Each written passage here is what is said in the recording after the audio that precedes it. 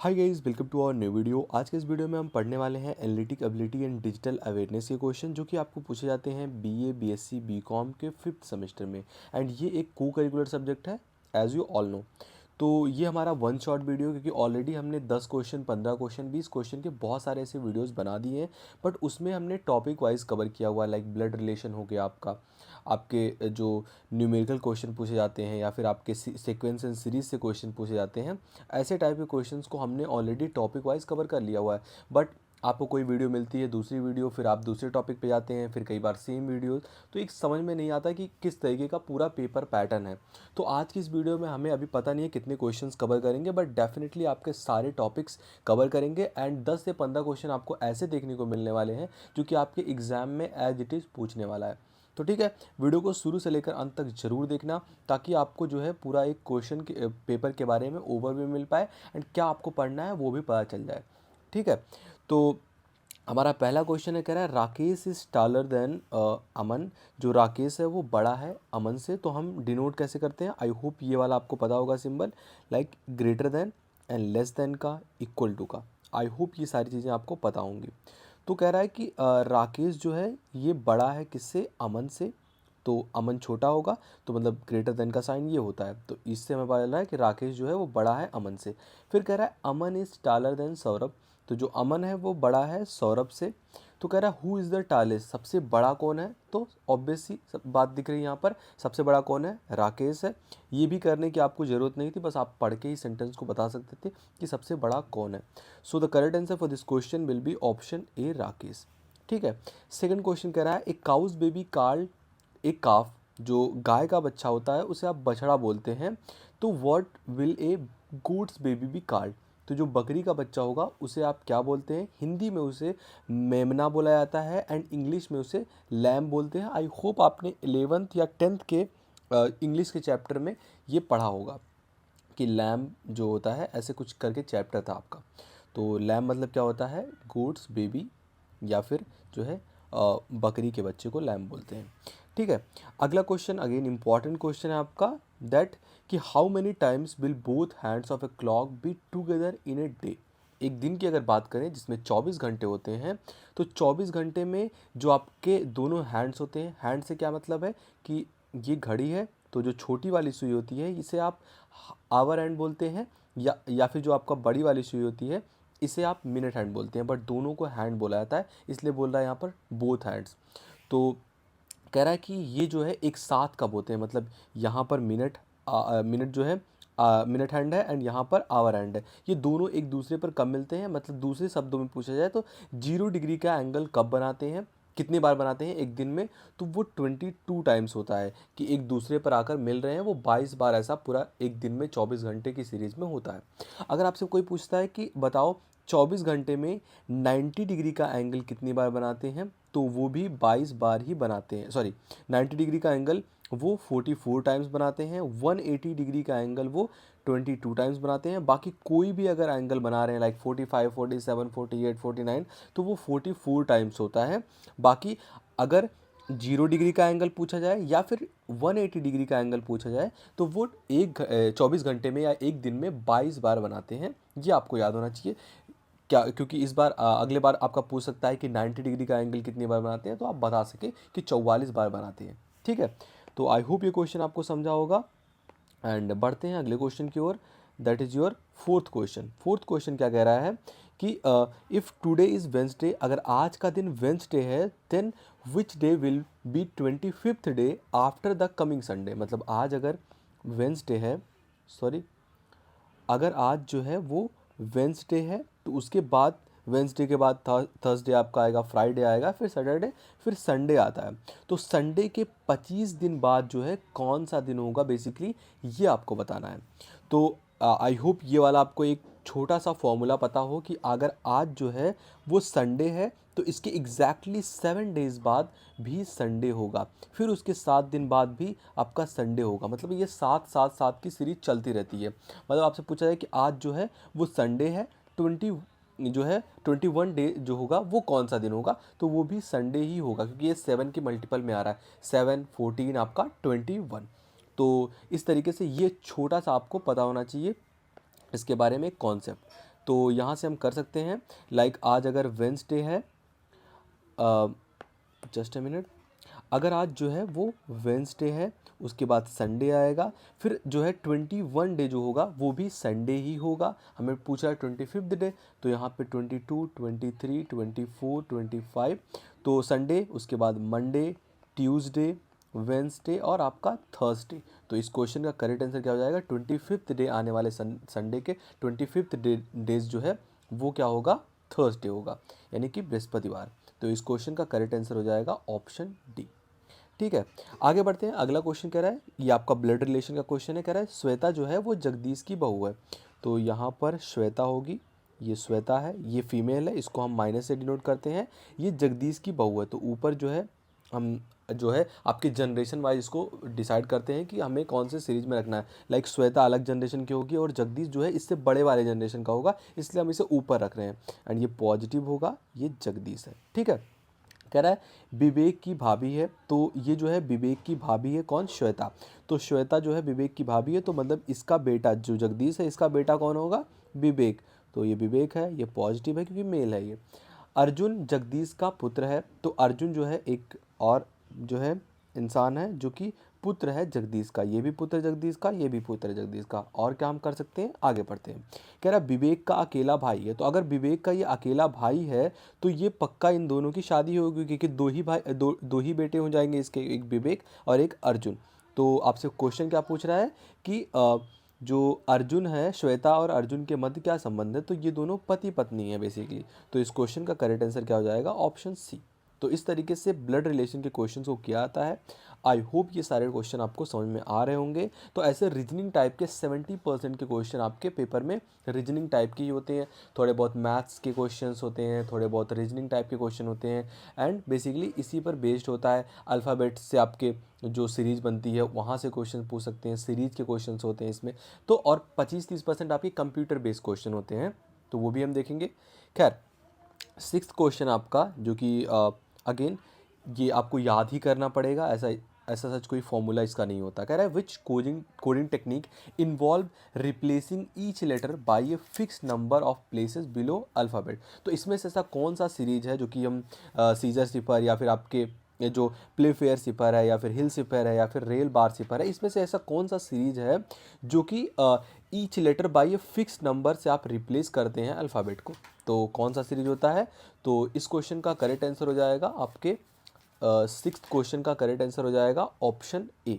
जो आपका सीजर सिफर होता है ये इसके लिए होता है, तो इस क्वेश्चन का करेक्ट आंसर ऑप्शन ए हो जाएगा, ये आपको रटना ही होगा। ठीक है, अगेन आपका ब्लड रिलेशन का क्वेश्चन है, बहुत इजी क्वेश्चन है। इसका जो है करेक्ट आंसर क्या होगा आपको कमेंट बॉक्स में करके बताना है। ठीक है, आगे बढ़ते हैं। 8th क्वेश्चन है, यदि पिछला परसों से एक दिन पहले का दिन शनिवार है तो आगे आने वाला दिन जो है आने वाला दिन हो तो जो आज का दिन है वो क्या होगा। तो टोटल 7 डेज का सीरीज बन रहा है, एक दिन कम हो जाएगा 6, 3 इधर 3 उधर, तो आपका क्या हो जाएगा शुक्रवार। 6 हो रहा है, 7 होता तो अगेन जो है शनिवार हो जाता। तो इस क्वेश्चन का करेक्ट आंसर ऑप्शन बी हो जाएगा फ्राइडे। आगे बढ़ते हैं। कह रहा है 9th क्वेश्चन, नैतिक जो है सूरज से लंबा है, तो जो नैतिक है ये सूरज से लंबा है, मतलब सूरज से बड़ा है, तो ये सूरज हो जाएगा, सूरज छोटा है नैतिक से। कह रहा है सूरज रोशन से नाटा है, तो जो सूरज है वो रोशन से नाटा है, तो मतलब जो रोशन है वो सूरज से तो बड़ा होगा, ये दूसरा रिलेशन हमें दिया गया है। फिर कह रहा है रोशन रोहित से लंबा है, तो जो रोशन है ये रोशन ये रोहित से लंबा है, रोहित को हम आर ओ से डिनोट कर रहे हैं, तो इस तरीके से हो जाएगा। परंतु नंदू से नाटा है, तो यहाँ पर ये नंदू हो जाएगा जो कि रोशन से बड़ा है। पूछ क्या रहा है सबसे लंबा कौन है, तो क्या सूरज सबसे लंबा हो सकता है, तो नहीं, क्योंकि सूरज जो है वो रोशन से छोटा है, तो सूरज सबसे लंबा नहीं हो सकता। रोशन सबसे लंबा हो सकता है, नहीं, क्योंकि रोशन से बड़ा कौन है, नैतिक, तो रोशन भी नहीं होगा इसका करेक्ट आंसर।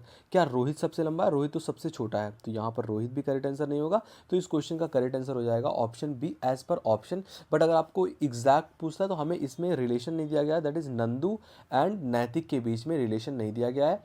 तो ये अगर होता नन ऑफ द अबव तो आप वो भी लगा सकते थे, बट हम ऑप्शंस से चेक करते हैं, ऑप्शंस में हमारे कोई नहीं दिख रहा है जिससे हम करेक्ट आंसर कोई और कर पाएँ, इसलिए करेक्ट आंसर ऑप्शन बी हो जाएगा। खैर, आगे बढ़ते हैं। 10th क्वेश्चन कह रहा है Ram got more marks than Shyam, तो राम जो है उसको ज़्यादा नंबर मिले किससे, श्याम से, ठीक है, but less mark than Mohan, तो मोहन से कम नंबर मिले। कह रहा है if Shyam got more marks than Ramesh, तो श्याम को रमेश से ज़्यादा नंबर मिले, मतलब रमेश इससे छोटा होगा, इससे कम नंबर इसको मिले होंगे, ठीक है। कह रहा है then who got the least mark, तो लीस्ट मार्क किसको मिले, रमेश को मिले। अभी हमने देखा रमेश से ज़्यादा मार्क्स किसको मिले, श्याम को, फिर राम को, फिर मोहन को। तो इस क्वेश्चन का करेक्ट आंसर हो जाएगा ऑप्शन आपका डी, रमेश, ठीक है। अगला क्वेश्चन कह रहा है a man said to a woman, एक मैन है, दैट इज़ ये पॉजिटिव, ये वुमेन हो जाएगी, इसको हम निगेटिव से डिनोट कर रहे हैं। कह रहा है योर ब्रदर्स, इससे कह रही है ओमेन, एक इंसान है, ये जो पर्सन है इससे बोल रहा है जो एक लड़की है। कह रहा है इसका भाई, तो इसका भाई भी इसी जनरेशन में आएगा, बट ये पॉजिटिव होगा क्योंकि इसका भाई है। Is your brother's only son is my wife's brother, तो इसका जो है बेटा हो जाएगा, सॉरी, कह रहा है हाँ इसका जो बेटा है, इसका बेटा ये नीचे वाली जनरेशन में आएगा, हमें नहीं पता है, हाँ पता है क्योंकि बेटा है तो ये पॉजिटिव हो जाएगा। इज़ माई वाइफ्स ब्रदर, तो ये इसकी वाइफ का ब्रदर होगा, मतलब ये भी इसकी वाइफ भी जो होगी इस इंसान की, वो भी इसी जनरेशन में आ रही होगी, ठीक है, ये वाले जनरेशन में, सेकंड वाले में। तो कह रहा है कि how that woman is related to my man's wife, तो जो how is that woman related to that man's wife, तो ये जो इंसान है वो उसकी वाइफ से कैसे रिलेट करता है, मतलब ये जो पर्सन है, तो ये क्या हो जाएगा, तो करेक्ट आंसर क्या हो जाएगा इस क्वेश्चन का, 11th का ऑप्शन ए, वो आंट होगी, क्योंकि जो है ये उसकी पत्नी है, ये उसका जो है भाई है, इसके भाई का बेटा एंड ये उसकी पत्नी है, तो ये दूसरे जनरेशन में पहली बात तो आ रही है, तो ये बुआ हो जाएगी, हिंदी में से आप कहते हैं, या फिर जो है आंट आप बोल सकते हैं। तो इस क्वेश्चन का करेक्ट आंसर ऑप्शन ए हो जाएगा, ठीक है। अगला क्वेश्चन कह रहा है इफ़ ग्रीन मीन्स रेड, अगर जो है ग्रीन का मतलब रेड है, ठीक है, रेड मीन्स येलो, रेड का मतलब येलो है, येलो मीन्स ब्लू, येलो का मतलब ब्लू है, and blue means pink, blue का मतलब क्या है, पिंक है। Then tell me what the colour of clean sky looks like, तो क्लीन स्काई जो होता है उसका एक्चुअल कलर ब्लू होता है, बट ब्लू का मतलब क्या है, पिंक है। तो इस क्वेश्चन का करेक्ट आंसर भी ऑप्शन आपका ए हो जाएगा, पिंक, ठीक है। अगेन आपका ब्लड रिलेशन का क्वेश्चन है, इसको आप कमेंट बॉक्स में करके बताने वाले हैं कि इसका करेक्ट आंसर क्या होगा। तो हमने अभी कौन से आपके ऑप्शंस दिए हुए हैं, I think 7th question and 13th question जो है आपको कमेंट बॉक्स में करके बताना है कि इसका करेक्ट आंसर क्या होने वाला है, ठीक है। आगे बढ़ते हैं, अगला क्वेश्चन, अगेन ये आपको रटने ही होंगे ये सारे क्वेश्चंस, और इम्पॉर्टेंट भी है, बिलीव मी गाइस, इसमें से ऐसे डायरेक्टली क्वेश्चंस पूछे जाते हैं ये वाले कोडिंग टेक्निक्स के, ठीक है। क्वेश्चन क्या पूछ रहा है कि which coding technique involve rearranging the sequence of characters of a message, तो इसमें से कौन सा ऐसा कोडिंग टेक्निक होता है जो कि इन्वॉल्व करता है रीअरेंज करने का जो सीक्वेंस ऑफ कैरेक्टर्स होते हैं। तो इस क्वेश्चन का करेक्ट आंसर क्या हो जाएगा, 14 का आपका ऑप्शन बी, जो ट्रांसपोजिशन सिफर होता है, बेसिकली इसका ये काम होता है। आगे बढ़ते हैं, कोडिंग एंड डिकोडिंग में जो कोडिंग शब्द होता है इसका क्या अर्थ होता है, तो यही आपसे इंग्लिश में पूछा गया, what is the meaning of a coding in coding and decoding, तो कोडिंग का मतलब क्या होता है, तो कोडिंग का मतलब होता है translating data into another format, ये कोडिंग का मतलब होता है। और डिकोडिंग आपसे अगला क्वेश्चन पूछा गया कि what is the decoding process in coding system, तो डिकोडिंग प्रोसेस क्या होता है जो कोडिंग सिस्टम होता है इसमें, तो क्या हो जाएगा आपका converting the encoded data into original form, ये डिकोडिंग का मतलब होता है। इन जो है आपका कोडिंग का मतलब क्या होता है, ट्रांसलेट करना डाटा को दूसरे फॉर्मेट में, एंड उसके बाद जो आपका डिकोडिंग होता है वो क्या होता है, कन्वर्ट करना इनकोडेड डाटा को इसके ओरिजिनल फॉर्म में। तो ऑप्शन आपका सी करेक्ट हो जाएगा। आगे बढ़ते हैं, अगला क्वेश्चन कह रहा है which of the following coding technique involve using keyword for encryption, जो इंक्रिप्शन होता है उसके लिए जो है कोडिंग टेक्निक इन्वॉल्व करने वाला इसमें से कौन सा कोडिंग टेक्निक है। तो करेक्ट आंसर क्या हो जाएगा आपका 17 का ऑप्शन ए, जो आपका विग्नियर जो सिफर होता है ये इन्वॉल्व करता है ऐसी कोडिंग टेक्निक को। सो correct answer for this question will be option A. आगे बढ़ते हैं, the process of converting cipher text back into plain text is called, जो आपका सिफर टेक्स्ट होता है इसको आप प्लेन टेक्स्ट में वापस कन्वर्ट कर रहे हैं तो इस सिस्टम को क्या कहा जाता है। तो करेक्ट आंसर क्या हो जाएगा 18 का आपका ऑप्शन बी, इसे ही जो डिक्रिप्शन होता है बेसिकली इसे ही कहते हैं, इसलिए ऑप्शन आपका बी करेक्ट हो जाएगा। 19 क्वेश्चन अगेन इंपॉर्टेंट है बट इसका एक कॉन्सेप्ट होता है जिसके थ्रू हम ऑड डेज निकालते हैं एंड दिन को बताते हैं। अगर आपसे कोई पूछ ले कि जो है 20 सितंबर 2010 जो है उसका दिन कौन सा था, तो आप बता सकते हैं। इसके लिए एक टेक्निक होता है जिसे हम ऑड डेज कहते हैं। लाइक यहाँ पर हमें क्वेश्चन पूछा गया है, इफ़ 26 जनवरी 2019 वॉज मंडे, यहाँ पर खुद ही दिया है कि वो दिन मंडे था, then what was the day of the January 2014। तो आप ऑड डेज निकालते हैं। यहाँ पर 2019 के लिए हमें निकालना है, 26 जनवरी है ये, तो इसके लिए हम 2000 को अलग कर लेंगे, 18 को अलग कर लेंगे एंड 26 दिन अलग कर लेंगे। तो 2000 में एक भी लीप ईयर नहीं होता, मतलब एक भी ऑड डेज यहाँ पर हमारे नहीं आने वाले हैं। 18 में 4 के मल्टीपल जो होते हैं वो लीप डेज होते हैं। तो यहाँ पर कितने मल्टीपल आ रहे हैं 4 के? 4। और आपके 14 जो हैं वो नॉन लीप ईयर हैं, 4 जो है वो आपके लीप ईयर हो जाएंगे। 4 लीप ईयर में 2 ऑड डेज होते हैं एंड इसमें 1 ऑड डेज होता है। तो 14 एंड 4 इंटू 2 कितना हो जाएगा आपका? 8, यानी कि 22 ऑड डेज आएंगे। एंड इसको आप 7 से डिवाइड करते हैं तो यहाँ पर 1 ऑड डेज बचता है। 26 में 7 से डिवाइड करेंगे तो आपका कितना हो जाएगा? 5 ऑड डेज बचने वाले हैं, क्योंकि 7 त्रिक 21 एंड 5 बच जाएगा आपका 26। तो 5 1 6, यानी कि टोटल हमारे हिसाब से 6 ऑड डेज बन रहे हैं। एंड ऑड डेज को हम कैसे लिखते हैं? यहाँ पर मंडे आपका, Tuesday, Wednesday, Thursday, Friday, Saturday and Sunday. तो यहाँ पर अगर 1 ऑड डेज आ रहा है तो मंडे हो जाता है, 2 ऑड डेज आ रहा है तो ट्यूसडे, 3 तो वेंसडे, 4 तो थर्सडे, 5 तो फ्राइडे, अगर 6 आ रहा है तो आपका जो है सैटरडे हो जाता है। संडे के लिए 0 आप या 7 लिख सकते हैं अगर जो है रिमाइंडर आ रहा है। तो यहाँ पर हमारा 6 आया, मतलब हमारे हिसाब से सैटरडे आना चाहिए। बट ये क्या बोल रहा है कि ये फ्राइडे है, तो हमें एक पीछे ले जाना है, यानी कि सैटरडे हमारे हिसाब से आ रहा, बट इसके हिसाब से वो दिन क्या है? फ्राइडे है। तो मतलब एक दिन पीछे है। देन वॉट, सॉरी यहाँ पर हमने दूसरा क्वेश्चन पढ़ लिया, ठीक है, मंडे है इस हिसाब से। तो हमारे हिसाब से सैटरडे आ रहा है, बट इसके हिसाब से मंडे है। मतलब कितना दिन आगे जा रहे हैं? सैटरडे के बाद क्या आता है? संडे, मतलब एक दिन आप आगे जा रहे हैं। तो यहाँ पर 2014 के लिए बताना है 26 जनवरी, तो 2014 अगेन आप निकालने वाले हैं एंड यहाँ से 2000 अलग करेंगे एंड 2000 में 0 लीप ईयर होते हैं। 13 को आप अलग करने वाले हैं, 14 जो चल रहा है तो कौन सा पूछा गया? 26 जनवरी ही पूछा गया है। तो 13 अलग करेंगे, मतलब यहाँ पर 3 लीप ईयर आएंगे, 4 4 4 के मल्टीपल में एंड 10 आपके नॉन लीप ईयर आएंगे। 10 में 10 आपका हो जाएगा, ये 6 हो जाएगा, क्योंकि एक लीप ईयर में 2 ऑड डेज होते हैं। तो 16 हो जाएगा। इसे आप 7 से डिवाइड करेंगे तो यहाँ पर आपको 2 ऑड डेज मिलेंगे। 26 को आप डिवाइड करेंगे, यहाँ पर आपके 5 ऑड डेज मिलने वाले हैं। मतलब जो है टोटल आपको 5 और 2 7 ऑड डेज मिल रहे हैं यहाँ पर। तो टोटल 7 ऑड डेज मिल रहे हैं, मतलब 7 से डिवाइड करेंगे तो 0 आएगा। मतलब वो दिन वही होगा जो बेसिकली ये पूछा गया है, ठीक है। मतलब कौन सा दिन होगा? 7 आने पे या 0 आने पे क्या होता है? संडे होता है। तो यहाँ पर हमारे हिसाब से संडे आना चाहिए, बट एक दिन आगे करके हो रहा है, क्योंकि यहाँ पर सैटरडे आया था फिर मंडे आया था। तो यहाँ पर क्या हो जाएगा? लाइक हमारे हिसाब से संडे आया पर मंडे ट्यूसडे होना चाहिए। तो इस क्वेश्चन का करेक्ट आंसर ऑप्शन आपका बी हो जाएगा, दैट इज़ ट्यूसडे। तो इस तरीके का एक प्रोसेस होता है। अगर आप पूरा ये देखना चाहते हैं कि कैसे ऑड डेज हम निकालते हैं, क्यों ऑड डेज होता है, तो आपको बस कमेंट करके बताना है कि हाँ हमें इस पर वीडियो चाहिए। 5-7 मिनट में आपका ये पूरा कंप्लीट ही हो जाएगा, ठीक है। अगेन अगला क्वेश्चन आपका, यदि परसों शुक्रवार था, अगर परसों शुक्रवार था तो आने वाले परसों के बाद जो तीसरा दिन होगा वो क्या होगा? काफ़ी इजी क्वेश्चन है। तो इसका करेक्ट आंसर क्या हो जाएगा इस क्वेश्चन का? 21 का ऑप्शन बी, फ्राइडे, क्योंकि वही दिन होगा, क्योंकि 3 and if the Friday is the day before Friday, तो 2 दिन इधर होगा, फिर उसके बाद थर्ड डे, फिफ्थ डे आपका हो जाएगा एंड सेवन्थ डे टुमारो पूछा है, तो मतलब सेवन्थ डे अगेन 7 फ्राइडे हो जाएगा, ठीक है। Which of the following is an example of coding and decoding technique in A communication system? जो कम्युनिकेशन सिस्टम होता है उसमें coding and decoding technique use किया जाता है, कौन सा? तो वो आपको बताना है। इसलिए 22 का आपका करेक्ट आंसर ऑप्शन सी हो जाएगा। जो मॉर्स कोड होता है इसको आप यूज़ करते हैं कम्युनिकेशन सिस्टम के लिए, सो ऑप्शन सी करेक्ट होगा।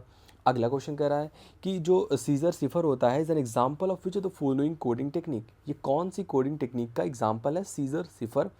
तो 23 का आपका करेक्ट आंसर ऑप्शन ए हो जाएगा। सब्स्टिट्यूशन जो आपका सिफर होता है इसका एक एग्जाम्पल है, इसलिए ऑप्शन ए करेक्ट होगा, ठीक है। अगला क्वेश्चन अगेन हमने पहले क्वेश्चन में इसकी बात कर ली हुई है, लाइक ये जो साइंस होते हैं इनका क्या मतलब होता है, ये ग्रेटर देन का साइन होता है, ये लेस देन का साइन होता है, ये ग्रेटर देन इक्वल टू का साइन होता है, ये लेस देन इक्वल टू का साइन होता है, ये इक्वल टू का साइन होता है। आई होप ये पता होंगे आपको। तो ये ग्रेटर देन, यहाँ पूछ रहा है ग्रेटर देन का साइन कौन सा है, तो हमने अभी भी पढ़ा, आपका ऑप्शन बी करेक्ट हो जाएगा। ठीक है, अगला क्वेश्चन, अब आपको इनइक्वालिटी को सॉल्व करना है। तो बिल्कुल जैसे आप इक्वालिटी को सॉल्व करते हैं, जैसे 2x + 5 इज इक्वल टू 11 है, इस तरीके से दिया हुआ है, इसको आप बिल्कुल ही ऐसे सॉल्व करने वाले हैं जैसे आप इन इक्वालिटी को सॉल्व करेंगे। बस जहाँ पर साइन लग रहा था इक्वल टू का, वहाँ ग्रेटर देन या लेस देन हो जाएगा। बट एक चीज़ का आपको ख्याल रखना है, दैट इज़ कि आपको माइनस का बड़ा ध्यान देना है। लाइक कैसे, जैसे यहाँ पर लिखा हो 2 इज़ लेस देन 5, इस तरीके से लिखा हो, ये बिल्कुल सही बात है। बट व्हाट इफ़ अगर यहाँ पर माइनस हो जाए, -2 -5, तो यहाँ पर गलत हो जाता है, क्योंकि हमें पता है -2 ये ग्रेटर है -5 से, तो ऐसा वाला कंडीशन गलत हो जाता है। तो माइनस के साथ चीज़ें अगर नहीं है तो हम बिल्कुल ऐसे ही कर सकते हैं, इधर कर सकते हैं प्लस, पॉजिटिव, निगेटिव, इनटू जो है डिवाइड, सारा कुछ वैसे ही होगा। बट यहाँ हमें नहीं पता है एक्स पॉजिटिव है या एक्स निगेटिव है, तो हम उसका थोड़ा सा ख्याल रखेंगे। तो यहाँ पर हमें सॉल्व यही करना था, 2x इज़ ग्रेटर देन 11, ये वाली इक्वालिटी को सॉल्व करना था हमें बेसिकली। तो 2x + 5 हमें दिख रहा है प्लस है, हम बिल्कुल इस साइड कर सकते हैं, तो ये हो जाएगा माइनस, यानी कि यहाँ से 6x, तो यहाँ पर +2 है, इधर जाएगा डिवाइड हो जाएगा, इनटू में है डिवाइड हो जाएगा, तो ये हो जाएगा 3, x is greater then 3, that is your option ए। तो इस तरीके से आप सॉल्व करते हैं। अगेन अगला क्वेश्चन आपका 26 नंबर का है कि कौन सी इनइक्वालिटी जो है वो सही है। तो -2 जो है एंड इज़ लेस देन -5 बिल्कुल गलत है। आपका ये वाला सही है, क्योंकि -2 इज़ ग्रेटर देन, हमें पता है कि -2 इज़ ग्रेटर देन -5, तो ये बिल्कुल सही है। एंड ये वाला भी गलत हो जाएगा, एंड इसमें से जो है कोई नहीं भी गलत हो जाएगा, तो इस क्वेश्चन का करेक्ट आंसर ऑप्शन सी होगा। ठीक है, आगे बढ़ते हैं। विच of the following coding technique used multiple replacement alphabet. तो अभी हमने वो वाला क्वेश्चन में अल्फ़ाबेट के रिप्लेसमेंट के बारे में पढ़ा, तो इसमें से ऐसा कौन सा कोडिंग टेक्निक होता है जो मल्टीपल रिप्लेसमेंट को जो है बढ़ावा देता है या फिर जो है इन्वॉल्व करता है। तो 27 का आपका करेक्ट आंसर ऑप्शन बी हो जाएगा। जो आपका पॉली अल्फ़ाबेटिक जो सिफर होता है, ये बेसिकली मल्टीपल रिप्लेसमेंट को जो है इन्वॉल्व करता है। सो 27 का आपका करेक्ट आंसर ऑप्शन बी हो जाएगा।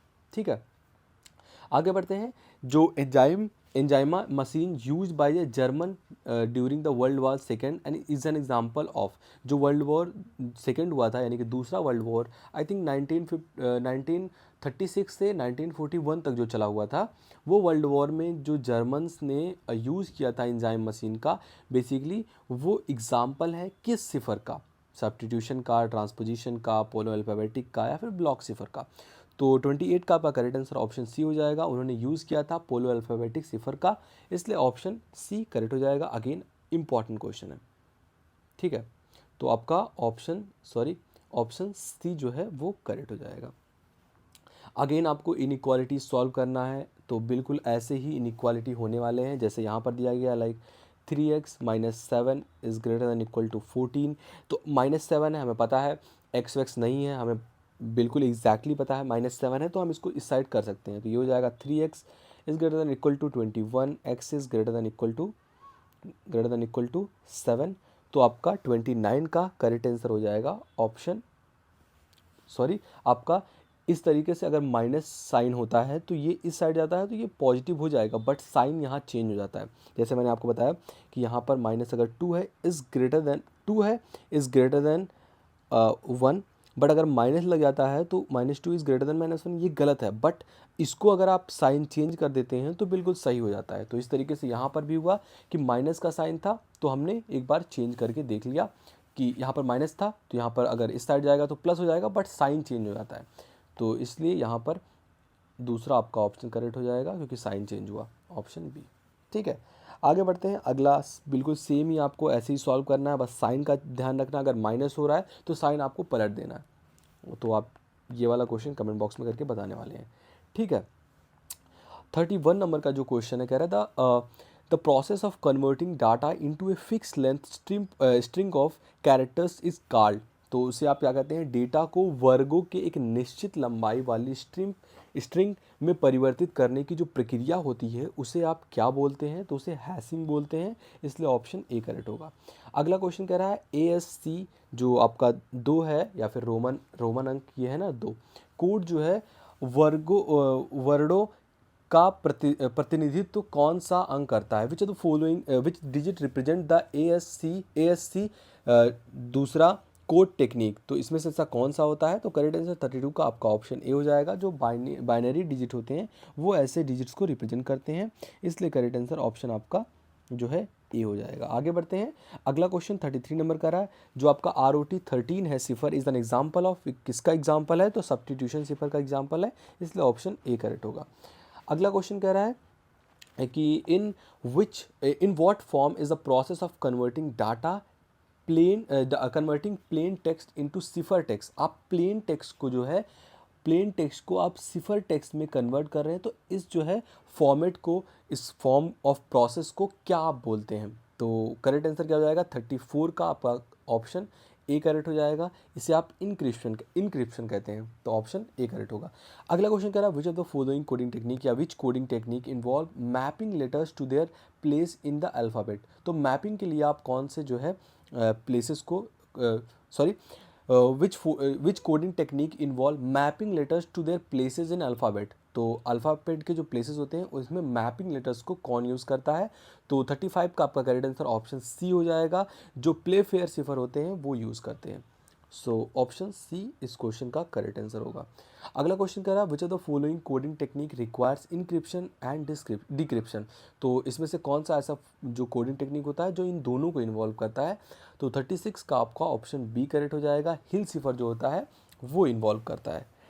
तो आगे बढ़ते हैं, अगला क्वेश्चन कह रहा है 2x इज ग्रेटर देन 8, तो x इस साइड जाएगा, यानी कि x इज ग्रेटर देन 4, यानी कि जो आपका ऑप्शन यहाँ पर, तो हम देख लेते हैं क्या है, 2x इज ग्रेटर देन 8, तो x इज ग्रेटर देन 4 ये होना चाहिए, बट आई थिंक ये वाला जो साइन है ये माइनस का है, तो यहाँ पर माइनस का साइन लग जाएगा। सो 34 का आपका 37 का आपका करेक्ट आंसर हो जाएगा ऑप्शन ए, क्योंकि अगर माइनस है तो साइन भी चेंज होगा, ये आपको ध्यान रखना है। यहाँ पर असमानता के बाद आई थिंक ये हाइफन था, बट ये माइनस का साइन यहाँ पर दिया गया, नहीं तो माइनस आता ही नहीं, इसलिए इस क्वेश्चन का करेक्ट आंसर ऑप्शन ए हो जाएगा। 38 अगेन आपको जो है यही इनइक्वालिटी को सॉल्व करना है, बस देखना है कि अगर माइनस है तो साइन चेंज हो जाएगा। एक्स को जो है दो तरीके से लेना है, जैसे यहाँ पर 4x is greater than equal to 8 दिया हुआ है, तो x की वैल्यू क्या हो जाएगी, यहाँ पर x की वैल्यू यहाँ पर क्या हो जाती है, x is greater than equal to 2। तो इस तरीके से आपको करना है, बट यहाँ पर माइनस है तो यहाँ पर साइन चेंज हो जाएगा, ये आपको ध्यान देना है थोड़ा सा। आगे बढ़ते हैं, 38 का आपका करेक्ट आंसर क्या हो जाएगा मैं बता देता हूँ, बट आपको ये आपको करके ही बताना है, क्योंकि बहुत ही ईजी है। 3x है, ये आपका, ये बिल्कुल माइनस का साइन ये वाला नहीं है, क्योंकि यहाँ पर माइनस का साइन है, बट यहाँ का माइनस का साइन नहीं है, यहाँ पर दिया ही गया है हाइफन। तो 3x इस साइड आएगा, तो आपका एक बार प्लस के साथ लेंगे, एक बार माइनस के साथ लेंगे, तो 38 आपको कमेंट बॉक्स में करके बताना है। अगेन 39 भी बिल्कुल ऐसा ही क्वेश्चन है, तो आपको कमेंट में करके बताना है, क्योंकि ये भी बस आपको इनइक्वालिटी को ही सॉल्व करना है, जो कि इंग्लिश वाला गलत लिखा हुआ है, हिंदी वाला सही है, तो ये आपको करके बताना है 38, 39। अगेन आपका 40th क्वेश्चन है, लेट्स सी क्या होता है इसका करेक्ट आंसर, तो ये हो जाएगा 3x plus 6 is greater then 15, तो 3x क्या हो जाएगा आपका 9x, x is greater then x is less than 3, तो ये आपके कौन से ऑप्शन से मैच हो रहा है, x इज़ ग्रेटर देन 3, जो कि आपके ऑप्शन बी से मैच हो रहा है। ऐसे ही आपको ये वाली इनइक्वालिटी सॉल्व करनी है, जो कि मैं सॉल्व नहीं कर रहा, ठीक है। आगे बढ़ते हैं, अगला क्वेश्चन कर रहा है if 2 circles in a logical Venn diagram, जो आपका लॉजिकल वेन डायग्राम होता है इस तरीके का, 2 वेन डायग्राम, ये 3 वेन डायग्राम, तो इसमें जो 2 सर्कल्स होते हैं लॉजिकल वेन डायग्राम के, do not intersect at all, अगर वो इंटरसेक्ट नहीं करते हैं एक दूसरे को इस तरीके से, यहाँ तो इंटरसेक्ट कर लिया है, इस तरीके से इंटरसेक्ट नहीं करते हैं, then what is the meaning, इसका क्या मतलब होता है, तो क्या कंप्लीट ओवरलैप होता है, नो ओवरलैप होता है, पार्शियल ओवरलैप होता है, is a mistake in the diagram. तो 42 का आपका करेक्ट आंसर हो जाएगा ऑप्शन बी, नो ओवरलैप। अगर वो एक दूसरे को टच नहीं कर रहे हैं, इंटरसेक्ट नहीं कर रहे हैं, तो वहाँ पर कोई भी ओवरलैपिंग नहीं होती है। अगर यहाँ पर टच कर रहे हैं तो यहाँ पर ओवरलैप हो रहा है, मतलब इन दोनों वेन डायग्राम्स में ये वाला पार्ट कॉमन है। ये दोनों अकेले को दर्शाते हैं बट ये वाला कॉमन है, बट यहाँ पर कोई ओवरलैप ही नहीं हो रहा है, तो हम ओवरलैप क्यों बोलेंगे? तो इसका करेक्ट आंसर ऑप्शन आपका बी हो जाएगा। अगला क्वेश्चन कह रहा है rail bout cipher is an example of. जो रेल बाउट सिफर है वो किस तरीके का जो आपका रेल बाट सिफर है वो किसका उदाहरण है? तो 43 का आपका करेक्ट आंसर हो जाएगा ऑप्शन बी आपका करेक्ट हो जाएगा, that is transposition cipher. Option आपका बी करेक्ट होगा। आगे बढ़ते हैं। The process of converting text into numerical value of encryption is called. उसे आप क्या बोलते हैं? तो 44 का आपका करेक्ट आंसर ऑप्शन सी हो जाएगा, दैट इज हैशिंग। तो ऑप्शन सी करेक्ट होगा। अगला क्वेश्चन कह रहा है which coding technique involve reversing the order of character in which message. जो कोडिंग टेक्निक होता है इन्वॉल्व करता है रिवर्स करने को ऑर्डर को, वो कौन से मैसेज को करता है? कैरेक्टर इन विच मैसेज, कौन से मैसेज में? तो 45 का आपका करेक्ट आंसर ऑप्शन जो है डी हो जाएगा। जो एट बेस्ट सिफर होता है वो ये इन्वॉल्व करता है, इसलिए ऑप्शन आपका डी करेक्ट होगा इसमें। आगे बढ़ते हैं। Which coding technique involve converting letters into grid of dots. जो ऐसा कौन सा कोडिंग टेक्निक है जो कन्वर्ट करता है लेटर्स को ग्रिड डॉट्स में? तो वो क्या होता है? तो आपका करेक्ट आंसर ऑप्शन ए हो जाएगा। जो ब्रेल कोड होता है बेसिकली वो कन्वर्ट करता है लेटर्स को ग्रिड ऑफ डॉट्स के फॉर्म में, इसलिए ऑप्शन ए करेक्ट होगा। अगला क्वेश्चन कह रहा है 47 नंबर का कि what does each circle represent in the logical Venn diagram. तो ये जो सर्कल्स होते हैं ये आपका 2 का हो गया, ये 3 के लिए हो गया। अगर आप 4th के लिए बनाते हैं तो वेन डायग्राम कुछ इस तरीके का बनता है, इस तरीके का बनता है। यहाँ पर 3 होगा एंड यहाँ पर भी 3 होने वाला है। तो इस तरीके का कुछ जो आपका 4 वेन डायग्राम बनता है। तो इसमें जो सर्कल्स होते हैं वो किस चीज़ को रिप्रेजेंट करते हैं ये आपसे पूछा गया है। तो वो कैटेगरी और सेट को रिप्रेजेंट करते हैं। कैटेगरी या एक श्रेणी या वो सेट को रिप्रेजेंट करते हैं कि कौन सा सेट है। जैसे यहाँ पर रेड है एंड ब्लू है, बोलता है कुछ रेड बॉल्स जो है वो ब्लू भी है, तो आप इससे जो है डिनोट करते हैं ये कॉमन पार्ट होता है, ये वनली वाला पार्ट होता है, ये दोनों वनली वाले पार्ट होते हैं, ये पूरा रिप्रेजेंट करता है उस सेट को, इसलिए करेक्ट आंसर ऑप्शन आपका ए हो जाएगा। आगे बढ़ते हैं। The purpose of logical Venn diagram is. जो पर्पज होता है लॉजिकल वेन डायग्राम का वो क्या होता है ये आपसे पूछा गया है। तो 48 का करेक्ट आंसर ऑप्शन सी हो जाएगा। To show logical relationship between categories. Categories के बीच में लॉजिकल रिलेशनशिप को शो करने के लिए आप वेन डायग्राम का यूज़ करते हैं। लाइक हमने एग्जाम्पल के थ्रू बताया ना कि यहाँ पर बोलता है कि कुछ जो रैट्स हैं वो जो है डॉग्स भी हैं और डॉग्स। तो अगर आपसे पूछा जाए कुछ रैट्स जो है वो डॉग और रैट दोनों हैं, तो आप यहाँ पर जो है इस जो है पॉइंट से आर है, मतलब 5 अगर है 6 है तो यहाँ पर डिनोट करते हैं। बस ओनली के लिए करता है तो आप जैसे 10 ओनली डॉग्स हैं, 5 ओनली रैट्स हैं, तो इस तरीके से हम डिनोट करते हैं। तो ये क्या होता है? To show logical relationship between categories के बीच में क्या लॉजिकल रिलेशनशिप है वो हम शो करने के लिए वेन डायग्राम का यूज़ करते हैं। ठीक है, आगे बढ़ते हैं। In the logical Venn diagram of 3 circles what is the area express where the 3 circle intersect. मतलब यहाँ पर जो 3 सर्कल इंटरसेक्ट करते हैं वो कौन सा एरिया होता है? तो करेक्ट आंसर क्या हो जाएगा? 49 का आपका option A. Items belong to all 3 categories की 3 कैटेगरीज में जो कॉमन पार्ट है, तीनों में जो शामिल है उसे आप इस चीज़ से डिनोट करते हैं, जो कि ये वाला पार्ट आपको दिख रहा होगा। ठीक है, तो ऑप्शन आपका ए करेक्ट होगा। अगला क्वेश्चन अगेन आपका इनइक्वालिटी है। कह रहा है कि 4x plus 9 is greater then 25। तो यहाँ से 4x प्लस है, आप बिल्कुल इस साइड लेके जाएंगे तो ये माइनस हो जाएगा। माइनस होता है तो कितना हो जाएगा? 16। x इज़ ग्रेटर देन 16, तो x इज़ जो है ग्रेटर देन आपका क्या हो जाएगा? 4, जो कि आई थिंक आपके ऑप्शन से तो मैच नहीं हो रहा है, बट हाँ ठीक है, ऑप्शन आपका ए करेक्ट हो जाएगा। ये तो बिल्कुल दिया ही नहीं गया इक्वल टू का, तो ये दोनों ऑप्शंस तो ऐसे ही एलिमिनेट हो रहे थे। तो 50 का आपका करेक्ट आंसर ऑप्शन ए हो जाएगा। ठीक है, आगे बढ़ते हैं। अगला क्वेश्चन कह रहा है कि इनमें से फिर से आपको इनइक्वालिटी सॉल्व करनी है, तो ये हो जाएगा आपका 4x इज़ ग्रेटर देन 2, जो कि आपका ऑप्शन ए हो जाएगा 51 का। आगे बढ़ते हैं, अगला ऐसे फिर से आपको इनइक्वालिटी सॉल्व करनी है, ये वाली फिर से इनइक्वालिटी सॉल्व करनी है एंड अगेन आपको इनइक्वालिटी सॉल्व करनी है। तो इसको हम सॉल्व कर लेते हैं थोड़ा थोड़ा। 6x हो जाएगा -2 is greater than equal to 4x + 6, तो यहाँ से हो जाएगा 2x, इधर जाएगा आपका ग्रेटर देन इक्वल टू 8 हो जाएगा, x is greater than equal to 4, that is your option A. आगे बढ़ते हैं, अगला क्वेश्चन अगेन आपको इनइक्वालिटी सॉल्व करनी है। तो ऐसे सारी इनइक्वालिटीज़ को आप सॉल्व कर सकते हैं। तो अभी तक हमने जितना पढ़ा उसमें हमने इनइक्वालिटीज़ को पढ़ा, अभी तो हमारा सीक्वेंस एंड सीरीज आया ही नहीं है। हमने थोड़े बहुत वेन डायग्राम के क्वेश्चंस देखे, हमने थोड़े बहुत कोडिंग टेक्निक्स के जो फॉर्मूले या फिर रूल्स होते हैं इन्वॉल्व करने वाले कोडिंग एंड डिकोडिंग सिस्टम के, वो आपको रटने ही होते हैं, वो पढ़ा। फिर थोड़े बहुत आपके ब्लड रिलेशन के क्वेश्चंस हमने देखे, हमने थोड़े बहुत आपके क्या कहते हैं जो लॉजिकल जो आपका लॉजिकल रीजनिंग होता है उसके क्वेश्चंस देखे। तो ऐसे ही क्वेश्चंस पूछे जाते हैं, डेट एंड कैलेंडर्स के क्वेश्चन देखे। तो बिल्कुल 50 क्वेश्चन 55 क्वेश्चन पढ़ने के बाद आपको दिख रहा होगा कि ऐसे ही टाइप के क्वेश्चन आपको एग्ज़ाम में ही देखने को मिलने वाले हैं। ठीक है, आगे बढ़ते हैं। अगला क्वेश्चन कह रहा है what does the shading inside a region of a logical Venn diagram represent या फिर इंडिकेट। तो अगर इस तरीके से दिया हुआ है यहाँ पर शेडिंग है, तो शेडिंग का मतलब क्या होता है ये आपसे पूछ रहा है। तो करेक्ट आंसर क्या हो जाएगा 56 का ऑप्शन बी करेक्ट हो जाएगा। Presence of element in that series, वो शेडेड पार्ट को डिनोट करता है। अगर कोई भी पार्ट नहीं है तो मतलब वहाँ पर कोई भी चीज़ नहीं है, वहाँ पर 10 5 ऐसे नंबर्स नहीं है। अगर शेड है तो हाँ उस एलिमेंट में कुछ ना कुछ जो है प्रेजेंट है। तो presence of element in that series वो शो करता है वो शेडेड पार्ट्स। आगे बढ़ते हैं, अगला क्वेश्चन कह रहा है what does an empty region in the logical Venn diagram represent. I hope ये सबको पता होगा। तो क्या हो जाएगा 56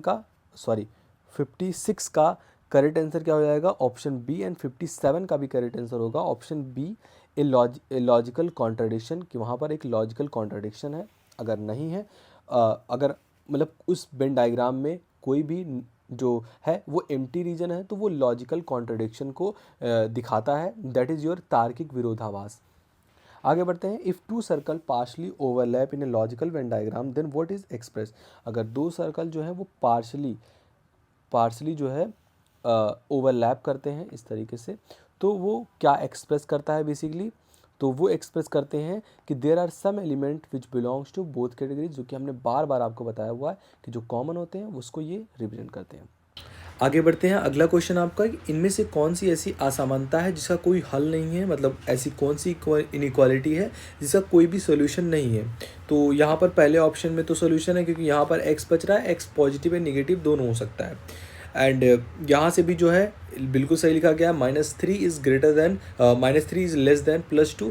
तो यहाँ भी आपको एक वैलिड सोल्यूशन मिल रहा है। बट यहाँ से x अगर कटता है तो आपका जो +4 है ये लेस देन नहीं होगा, ग्रेटर देन होगा। तो ये आपका करेक्ट आंसर हो जाएगा सी, कि ये इसका जो है कोई हल नहीं है, इस इनइक्वालिटी का कोई भी जो है सोल्यूशन नहीं है। So correct answer for this question will be option सी।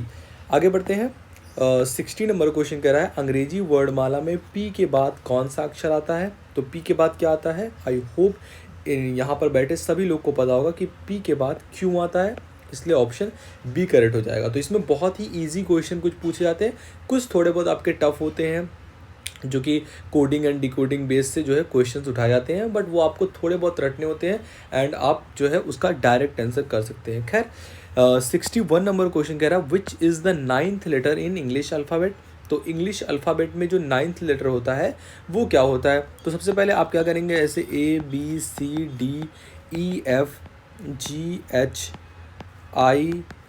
ऐसे बिल्कुल लिख लेंगे एंड नंबरिंग करेंगे। ए जैसे पहले नंबर पे आता है, बी दूसरे पे आता है, जो है सी तीसरे पे आता है, उसके बाद डी आपका जो है वो 4th पे आएगा, E 5 6 7 8 9 10 एंड बेसिकली इस तरीके से बढ़ता जाएगा 11 12।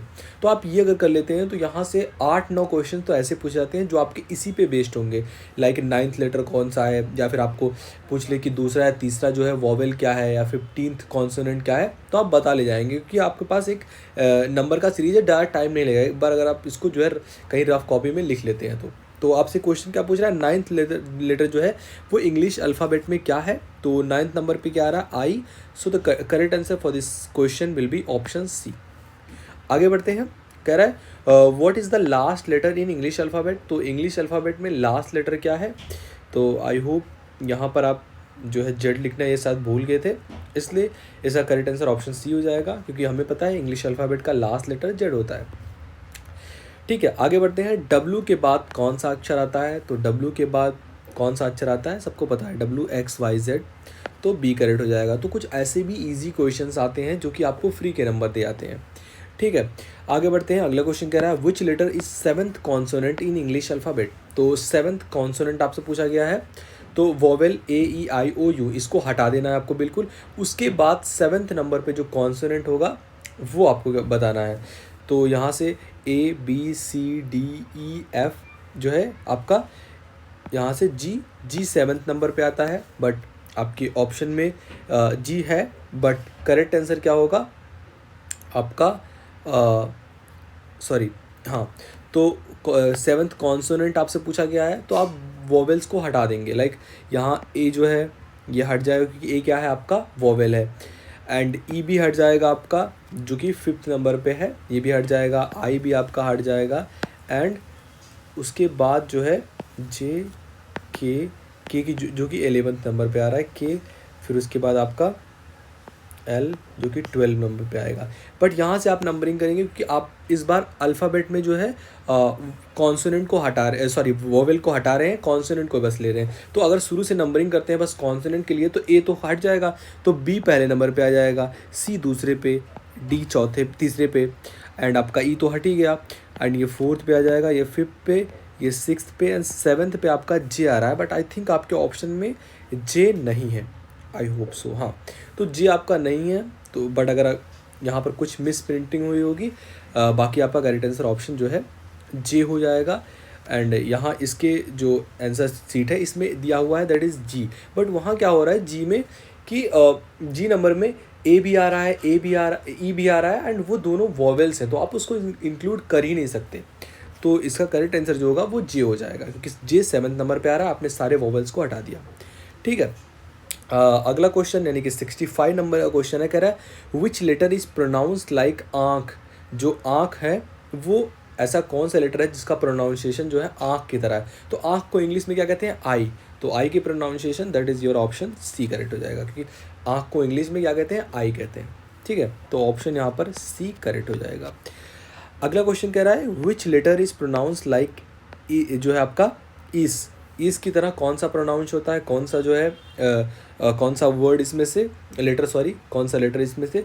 तो करेक्ट आंसर आपका ऑप्शन ए हो जाएगा एक्स। तो इसे आप एक्स, ये लिखा हुआ है EKS एक्स, तो इसे आप ऐसे ही प्रोनाउंस करते हैं। सो ऑप्शन ए करेक्ट होगा। आगे बढ़ते हैं। अगला क्वेश्चन कह रहा है which letter is a vowel and comes after O. तो ऐसा इनमें से कौन सा वोवेल है जो कि ओ के पहले आता है। तो हमें पता है OPQ ये आगे जा रहा है, ओ के पहले क्या आएगा? That is your N. But हमें क्या पूछा गया? वोवेल। कॉन्सोनेंट हमें नहीं बताना, हमें पता है एन कॉन्सोनेंट आपका है। और वोवेल्स कितने होते हैं? AIEOU, ये 5 आपके वोवेल्स होते हैं। तो ओ से पहले जो वोवेल आपका आ रहा है, ओ के बाद, सॉरी यहाँ पे पूछा गया आफ्टर, तो बाद में पूछा गया है, तो जो है ई एंड आई एंड ओ तो आएगा नहीं, बिल्कुल आपका OU आ जाएगा। सो the correct answer for this question will be option ए। 67 का आपका ऑप्शन ए करेक्ट हो जाएगा, क्योंकि आफ्टर पूछा गया है, तो इसके बाद जो है यू ही आएगा। आगे बढ़ते हैं। अगला क्वेश्चन कह रहा है which letter is a vowel and comes before U. तो यहाँ पर AEIOU हमें पता है 5 होते हैं। यू के पहले कौन आता है? आपका ओ। तो करेक्ट आंसर इस क्वेश्चन का क्या हो जाएगा? बी। आगे बढ़ते हैं। अगला क्वेश्चन कह रहा है which letter comes after F and before H. F और एच के बीच में क्या आता है? मैं बिल्कुल इसको करवाने नहीं वाला हूँ, आपको कमेंट बॉक्स में इसका आंसर बताना है 69 का। आगे बढ़ते हैं। Which letter is a consonant and come after R. ऐसा कौन सा लेटर है जो कॉन्सोनेंट है लेकिन वो आर के बाद आता है? तो 70 का आपका करेक्ट आंसर ऑप्शन ए हो जाएगा, आर के बाद एस आता है। एंड अगला क्वेश्चन आपसे पूछा गया है which is the 15th letter in English alphabet. तो यहाँ पर जो है वोवेल एंड कॉन्सोनेंट का कोई भी रूल नहीं है, बस आपको 15th नंबर पे कौन सा लेटर इंग्लिश अल्फ़ाबेट में आता है वो बताना है। तो मैंने आपको शुरू में बताया कि आप ए से लेकर जेड तक लिख लेना, नंबरिंग कर लेना, वहाँ से आसानी हो जाएगा। बहुत सारे ऐसे क्वेश्चन डायरेक्टली उस पर बन जाएंगे। तो यहाँ पर 15th नंबर पे कौन आ रहा है? तो 15th नंबर पे ओ आता है। आप ऐसे याद करेंगे कि जो है A B C D, तो D 5वें नंबर पे आता है, 10वां याद कर लेंगे, जैसे आपका 15 पे O है, तो यहाँ से थोड़ी चीज़ें आसान हो जाती है, ठीक है। तो 71 का ऑप्शन ए करेक्ट होगा। अगला क्वेश्चन कह रहा है which letter comes before B, तो बी के पहले क्या आता है, यू वी, आई होप सबको पता होगा। सो 72 का आपका करेक्ट आंसर ऑप्शन ए हो जाएगा। आगे बढ़ते हैं, 73 नंबर क्वेश्चन कह रहा है अंग्रेजी वर्णमाला में 12th यानी कि 12th लेटर जो है कौन सा है, तो हमें पता है ओ तो 15 आपका, 12 नंबर पे क्या आता है, तो 12 नंबर पे क्या आता है, आई आता है, इसलिए करेक्ट आंसर ऑप्शन ए हो जाएगा। कह रहा है डी से पहले कौन आता है, तो डी से पहले सी आता है। And which letter is the 10th consonant in English alphabet, तो आपको सारे जो है नंबर्स लिखने हैं, फिर उसके बाद जो भी वोवेल्स हैं उसको हटा देना है, फिर नंबरिंग करना है, लाइक बी पहले नंबर पे होगा, ऐसे ऐसे करके आपको बताना है। तो जो इंग्लिश अल्फ़ाबेट में जो 10th नंबर होगा वो किसका होता है, तो वो आई का होता है। तो आगे बढ़ते हैं, अगला क्वेश्चन कर रहा है कि the sun is like a day and moon is like, अगर जो है सन है वो सूरज है, वो दिन की तरह होता है, मतलब सूरज जो है वो दिन में निकलता है, तो जो मून होता है वो किसके लिए होता है, तो वो रात में निकलता है, इसलिए करेक्ट आंसर ऑप्शन ए हो जाएगा। ऐसे टाइप के जो है क्वेश्चंस होते हैं उसमें ऐसा रिलेशन, जो पहला आपका ऑप्शन दिया होता है लाइक ये वाला पार्ट, इसमें एक रिलेशन दिया गया है ना सन का दिन के साथ, तो मून का रात के साथ होगा, इस रिलेशन को आपको जोड़ना होता है, ठीक है। तो करेक्ट आंसर इस क्वेश्चन के लिए ऑप्शन आपका ए हो जाएगा। अगला क्वेश्चन कह रहा है the sound of lighting is similar to that of an earthquake, किस तरीके का है, अगर मतलब जो साउंड है लाइटिंग का ये किसकी तरह है, दैट एन अर्थक्वेक में क्या होता है, तो अगर साउंड होता है जब वो गरजता है बादल, वो लाइटिंग के टाइम पे होता है, लाइटिंग और वो दोनों साथ में आते हैं। तो जब अर्थक्वेक होता है वो मतलब उसके साथ क्या रिलेशन जुड़ा हुआ है, तो वो आपको बताना है। तो 77 का करेक्ट आंसर ऑप्शन बी हो जाएगा। वो जो है कपकपी में होता है, जैसे इंग्लिश में शेवियर कहते हैं, तो जब अर्थक्वेक आता है तो उसके साथ जो है धरती कांपती है, जैसे ही जब बिजली आसमान में जो है निकलती है तो वहाँ से आवाज़ भी निकलती है, तो दोनों एक साथ होते हैं। तो ऐसी दोनों प्रक्रियाएँ हैं जो एक साथ हो रही हैं, जैसे बिजली का खड़कना तो साउंड का भी आना, ऐसे अर्थक्वेक होना तो धरती का भी कांपना, या जो है कपकपी या शेवियर आप बोल सकते हैं इंग्लिश में, वो होता है। तो आपने रिलेशन जोड़ा एंड करेक्ट आंसर आपका ऑप्शन बी हो गया, ठीक है। अगला क्वेश्चन कर रहा है a photographer is to camera, मतलब फोटोग्राफर का जैसे रिलेशन कैमरा के साथ है तो शेफ का किसके साथ होगा। ऑब्वियस सी बात है कि जो है शेफ है उसका किसके साथ रिलेशन होगा, तो करेक्ट आंसर आपका ऑप्शन बी हो जाएगा, ओवन के साथ, क्योंकि जो है वो ओवन बेसिकली ओवन में ही खाना बनाता है। जैसे फोटोग्राफर के लिए जो है कैमरा बेसिकली इंपॉर्टेंट होता है, वैसे ही शेफ के लिए ओवन होता है, क्योंकि उसी में वो खाना बनाता है, ठीक है। आगे बढ़ते हैं, अगला क्वेश्चन कह रहा है a doctor is to a patient as a teacher to, तो जो डॉक्टर पेशेंट टीचर स्टूडेंट, तो ऑप्शन आपका बी करेक्ट हो जाएगा, ठीक है। आगे बढ़ते हैं, अगला क्वेश्चन कह रहा है piano is to music and canvas is to, जो पियानो होता है वो म्यूजिक के लिए होता है, जो कैनवस होता है इस पर बेसिकली पिक्चर वगैरह बनाया जाता है। तो करेक्ट आंसर क्या हो जाएगा, 80 का आपका ऑप्शन है पेंट। आगे बढ़ते हैं, अगला क्वेश्चन कह रहा है a clock is like time, समय टाइम, एंड थर्मामीटर किसके लिए होगा, थर्मामीटर किसके लिए होता है बेसिकली, कोल्ड या वेदर, टेम्परेचर या हीट, तो करेक्ट आंसर ऑप्शन आपका सी हो जाएगा, क्योंकि जो है टेम्परेचर में आप थर्मामीटर में आप ये भी बता सकते हैं कि हाँ टेम्परेचर कम हुआ या ज़्यादा हुआ। तो क्लॉक टाइम समय के लिए होता है, थर्मामीटर टेम्परेचर के लिए होता है, ठीक है।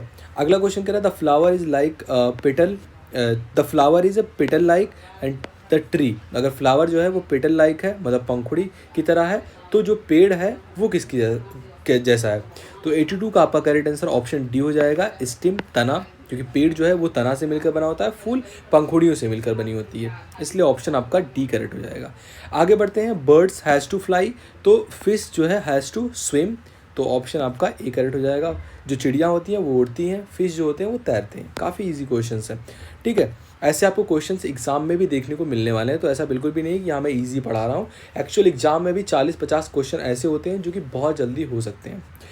तो क्वेश्चन कह रहा है marathon is for running and novel is like, जो मैराथन होता है वो दौड़ने के लिए होता है, नोवेल होता है वो किसके लिए होता है, तो ऑप्शन आपका 84 का डी करेक्ट हो जाएगा। नोवेल में आप बेसिकली स्टोरीज पढ़ते हैं। आगे बढ़ते हैं, अगला क्वेश्चन कह रहा है flower has to bloom in a same way as fire has to, मतलब जो फ्लावर होता है वो ब्लूम के लिए होता है, मतलब खिलना, ब्लूम का इस जो है हिंदी में ब्लूम को जो है खिलना बोलते हैं। In the same way as fire, fire क्या होता है जलता है, तो करेक्ट आंसर क्या हो जाएगा 85 का आपका ऑप्शन सी बर्न, जिसे इंग्लिश में हिंदी में जलना और इंग्लिश में बर्न बोलते हैं। आगे बढ़ते हैं, अगला क्वेश्चन कह रहा है the knife has to be cut in the same way as a pen. तो पेन किसके लिए होता है, लिखने के लिए होता है। नाइफ जो है, चाकू जो होता है वो काटने के लिए होता है और पेन लिखने के लिए होता है। आगे बढ़ते हैं, अगला क्वेश्चन कह रहा है which letter comes before Z. ऐसा कौन सा लेटर है जो जेड के पहले आता है, तो जेड के पहले क्या आता है, वाई। आगे बढ़ते हैं, which letter is a consonant and come before J. ऐसा कौन सा लेटर है जो कि कॉन्सोनेंट है एंड वो जे के पहले आता है। तो हमें पता है आई जे, बट आई क्या है आपका, वोवेल है। आपको बताना है क्या है, कॉन्सोनेंट, तो एच आई जे, तो यानी कि एच आ जाएगा आपका करेक्ट आंसर। क्योंकि हमें अगर कोई भी वर्ड पूछता तो वो तो आई होता, बट यहाँ पर कॉन्सोनेंट पूछा गया है, so that the correct answer for this question will be option B H. आगे क्वेश्चन पूछ रहा है the shoes is for the foot. अगर शूज जो है, जूता जो है वो पैरों के लिए है, तो ग्लव किसके लिए होता है, हैंड के लिए होता है। तो करेक्ट आंसर आपका 89 का ऑप्शन बी हो जाएगा। आगे बढ़ते हैं, अगला क्वेश्चन कह रहा है if a book shelf has 5 self. एक बुक शेल्फ है बेसिकली, उसमें 5 सेल्फ है एंड एक सेल्फ जो है वो 25 किताबें होल्ड कर सकता है। तो क्वेश्चन क्या पूछ रहा है, how many total books can book shelf hold. तो टोटल कितने बुक, तो इंटू कर देंगे, क्योंकि एक शेल्फ में 25 बुक आती है, तो 5 में कितना हो जाएगा 125। So the correct answer for this particular question will be option B. आगे बढ़ते हैं, अगला क्वेश्चन कह रहा है if a recipe calls for 2/3 of sugar. एक रेसिपी है जिसमें 2/3 जो है वो शुगर लगता है। अगर पूरी रेसिपी में 3 पार्ट टोटल है तो उसमें 2 शुगर लगता है, एक ऐसी रेसिपी है, ठीक है। तो हम मान लेते हैं कि यहाँ पर 200 एंड 300, ये 300 आपका क्या हो जाएगा, that is total capacity of this recipe and 200 will be the sugar, ठीक है। अब कह रहा है you want to make 1.5 times the amount of sugar in that recipe. अगर आप चाहते हैं कि 1.5 times amount of sugar in that recipe, तो कितना जो है आपको शुगर की ज़रूरत होगी, ये आपसे पूछ रहा है। तो अभी हमारे पास जो है अभी हमारे पास लेट्स सी कि 200 है, हम 200 नहीं 20-30 लेते हैं, थोड़ा ईजी हो जाएगा। तो यहाँ पर 2/3 ही हम ले रहे हैं, ताकि जहाँ पर कप वप लिखा हुआ है तो थोड़ा आसानी होगा इसको करने में। तो यहाँ पर 2 एंड 3, टोटल 2 क्या है आपका शुगर है एंड ये टोटल क्वांटिटी है दैट इज़ 3। तो ये जो है ये शुगर है, ये टोटल क्वांटिटी। आपसे क्वेश्चन क्या बोल रहा है, you want to make 1.5 amount of sugar in that recipe. तो क्या कह रहा है कि how many sugar do you need, तो कितना शुगर की आपको ज़रूरत होगी। तो अगर यहाँ से 1 एंड 1/3 आप कप में शुगर लेते हैं, तो ये जो है कितना हो जाएगा इसका 3 गुना। तो ये लिखा हुआ बेसिकली 1/3, यानी कि आपका 3 4 4/3 4/3 है, इंटू आप क्या कर देंगे डिवाइड बाई 2 इंटू 3। तो यहाँ से क्या हो जाएगा आपका 4/6 इंटू 3, यानी कि 2/3, ये बेसिकली 2 आ जाएगा। एंड 2 का शुगर ही हमें बनाना था कि टोटल 2 शुगर होना चाहिए, जो कि 1.5 टाइम बन रहा है। तो इस क्वेश्चन का करेक्ट आंसर ऑप्शन सी हो जाएगा, बाकी कोई भी ऑप्शन मैच नहीं कर रहे। तो ऑप्शन आपका सी करेक्ट हो जाएगा इस पर्टिकुलर क्वेश्चन के लिए। आगे बढ़ते हैं, कह रहा है for the lawyer court room. अगर लॉयर के लिए कोर्ट रूम है तो एक्टर के लिए क्या होगा, तो एक्टर के लिए थिएटर होगा, इसलिए ऑप्शन ए करेक्ट होगा इस क्वेश्चन के लिए। अगला क्वेश्चन कह रहा है the computer has to coded like a puzzle. तो जो computer has to be coded like a puzzle, तो बेसिकली क्या होगा, कंप्यूटर को पहेली की तरह कोड करना है। क्या है, टुकड़े हैं, समाधान है, सुराग है, चित्र है। तो क्या हो जाएगा 93 का आपका correct answer option B solution होगा, ठीक है। अब आपको एक सीरीज की क्वेश्चन दी गई है, सीरीज के 3-4 क्वेश्चन आपको देखने को मिलते ही हैं। लाइक ये आपके सामने एक सीरीज दी गई है 2, 5, 10 एंड 17। आपको बताना अगला क्या आएगा। तो हम गैप देखते हैं, तो इसके बीच में 3 का गैप है, इसके बीच में 5 का, इसके बीच में 7 का।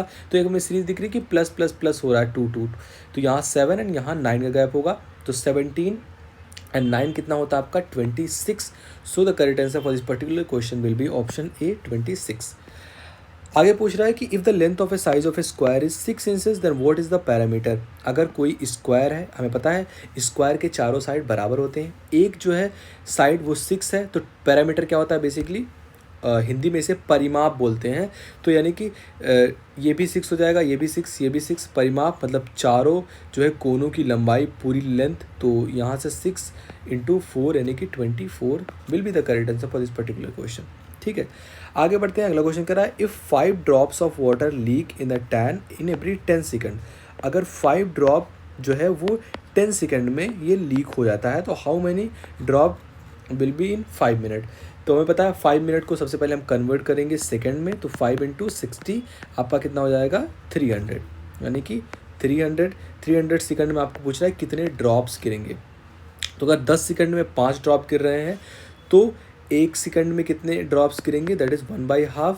तो 300 सेकंड में इंटू 1/2 कर देंगे, मतलब आपका 150 आएगा। सो 96 का आपका करेक्ट आंसर ऑप्शन ए हो जाएगा। आगे बढ़ते हैं। अगला क्वेश्चन कह रहा है which letter comes after W and before Y। तो WXY, तो ऑप्शन सी करेक्ट होगा। Which letters is the 8th consonant of English alphabet. तो इंग्लिश अल्फ़ाबेट का जो 8th कॉन्सोनेंट है वो क्या है, तो K है। आगे बढ़ते हैं। अगला क्वेश्चन कह रहा है the page of a book are like those of a car. जो पेज पन्ना होता है किताब का वो इस तरीके से है जैसे कार किसके लिए है। तो करेक्ट आंसर 99 का आपका ऑप्शन ए हो जाएगा, टायर। क्योंकि जो है सबसे इम्पॉर्टेंट चीज़ किस बुक में क्या होता है, पेज होता है, और कार में टायर, चलने के लिए। आगे बढ़ते हैं। अगला क्वेश्चन कह रहा है अगेन आपका TSD से है। कह रहा है कि if a car drives at a speed of 60 miles per hour, मतलब उस कार की स्पीड कितनी है 60 kilometre per hour in 1 hour. 1 hour basically आपको दिया हुआ है कि वो जो है 1 घंटे में 60 किलोमीटर जाती है, तो इसकी स्पीड कितनी जाएगी 60 किलोमीटर पर आवर। तो 3 घंटे में कितनी जाएगी, 1 में 60 आ रही है, 3 में 180 हो जाएगी। So the correct answer for the particular question will be option C. तो अभी हमने 100 आपके क्वेश्चंस कवर कर लिए, टाइप्स को कवर कर लिया हुआ है, एंड देखा है कि कैसे क्वेश्चन जो है एग्जाम में पूछे जा सकते हैं, उसकी क्या प्रोबेबिलिटी है, सारा कुछ हमने देखा। अब हम देखते हैं एक्चुअल पेपर, ये आपका एक्चुअल पेपर है कि कैसे क्वेश्चंस पूछे गए थे, क्या टफ हैं क्या ईजी हैं, सारा कुछ देखेंगे। तो कुछ क्वेश्चन हम देखेंगे। जैसे इसमें क्वेश्चन है आपका 10th नंबर का, what is the next term in the series. ये आपके पास एक सीरीज़ दी गई है, दैट इज़ 3 एंड 0, 3, 8 एंड 15। तो इसमें आपको अगला टर्म क्या आएगा वो बताना है। तो हमने क्या कहा था, आपको डिफरेंस लेना है। तो 0 से 3 के बीच में 3 का डिफरेंस, 3 से 8 के बीच में 5 का डिफरेंस, एंड 8 से 15 में कितने का डिफरेंस है 7 का डिफरेंस है। एंड तो हमें एक पैटर्न दिख रहा है ना 3, 5, 7, तो अगला क्या होगा 9 होगा, क्योंकि 2 का एक अर्थमेटिक प्रोग्रेशन बना रहा है जिसमें डी क्या है आपका, दैट इज़ 2। तो यहाँ पर 9 का गैप है, यानी कि 15 + 9 क्या हो जाएगा आपका 24, यानी कि इस क्वेश्चन का करेक्ट आंसर आपका ऑप्शन ए होगा। अगला क्वेश्चन, जैसे हमने रिलेशन आपको बताया ना कि जो फ्लोट होता है मतलब तैरना एंड सिंक, तैरना डूबना, तो जो बोट होता है वो ऊपर चलता है, तो आपको क्या बनाना है सबमरीन, जो पानी के अंदर चलता है। इसलिए करेक्ट आंसर आपका ऑप्शन सी हो जाएगा पनडुब्बी। कि जो है पहला हमने रिलेशन क्या देखा कि वो तैर रहा है, दूसरे रिलेशन में वो डूब गया। एंड जो पहला है रिलेशन नाव के लिए, तो नाव तो ऊपर चलती है पानी के, और पनडुब्बी क्या है जो कि पानी के अंदर चलती है। इसलिए आपका ऑप्शन सी करेक्ट हो जाएगा। अगला क्वेश्चन कह रहा है कि the thermometer and temperature. Thermometer किसके लिए होता है, टेम्परेचर मापने के लिए, अभी हमने पढ़ा। तो आपका जो ग्लूकोमीटर होता है वो क्या मापता है, तो ब्लड शुगर जो है वो मापता है, रक्त शर्करा हिंदी में इसे कहते हैं, तो उसके लिए होता है। थर्मामीटर तापमान से, ग्लूकोमीटर रक्त शर्करा से। ठीक है, अगला क्वेश्चन है विच वन इज़ ऑड। इसमें से कौन सा है जो कि ऑड है। जैसे आपका शरीर जो है किस चीज़ों से बना हुआ है, तो आपका मिट्टी हो गया, आग हो गया, पानी हो गया, तो 5 तत्वों से मिलकर बना हुआ है। तो आपसे पूछ रहा है इसमें से कौन सा ऑड है, मतलब क्या अलग है। तो नाक, कान, आँख ये जो है एक जैसे हैं, बट जो आपका मस्तिष्क है ये अलग हो जाता है, इसलिए ये ऑड हुआ। सो ऑप्शन आपका डी करेक्ट हो जाएगा। एंड आप इस तरीके से भी देख सकते हैं कि जो है ऊपर से दिखता है, जैसे नोज़ हो गया, ईयर हो गया एंड आई हो गया, बट जो मस्तिष्क है वो शरीर के अंदर है, वो अंदर का पार्ट है, इस तरीके से भी ये ऑड हो गया। इसलिए ऑप्शन डी यहाँ पर करेक्ट हो जाएगा। आगे बढ़ते हैं। अगला क्वेश्चन इसमें है the total age of Amar and Samar है एंड अजहर। इनका एज क्या है, अमर एंड समर प्लस अजहर, इनका टोटल एज 80 ईयर्स है, इनका सम करते हैं तो 80 ईयर्स होता है। कह रहा what was the total age of their 4 years ago. तो 4 साल पहले इनका एज, अगर कोई भी 76 लिखता है तो बिल्कुल उसका गलत हो जाएगा, क्योंकि जो है 76 में क्या होगा कि बस एक आप माइनस करें, सबका 4 4 4 कम हुआ है ना, तो 4 4 4 8 4 3 12, टोटल 12 जो उनका उम्र है वो कम होगा अगर आप टोटल एज की बात करते हैं। तो 80 माइनस 12 क्या हो जाएगा आपका 68 is the correct answer for this particular question. ऐसे टाइप के इजी क्वेश्चन आपके एक्चुअल एग्जाम में आ रहे हैं एंड बहुत सारे ऐसे क्वेश्चन हैं जो कि रिपीट हो रहे हैं। तो analytic ability and digital awareness का अगर आप पेपर देने जा रहे हैं तो ये वीडियो आपके लिए इतनी मैंडेटरी है कि आप छोटे छोटे वीडियोज़ को उसको कंपेयर नहीं कर सकते हैं, ठीक है। अगला क्वेश्चन कह रहा है एन एप्पल कॉस्ट 7 रुपीज़।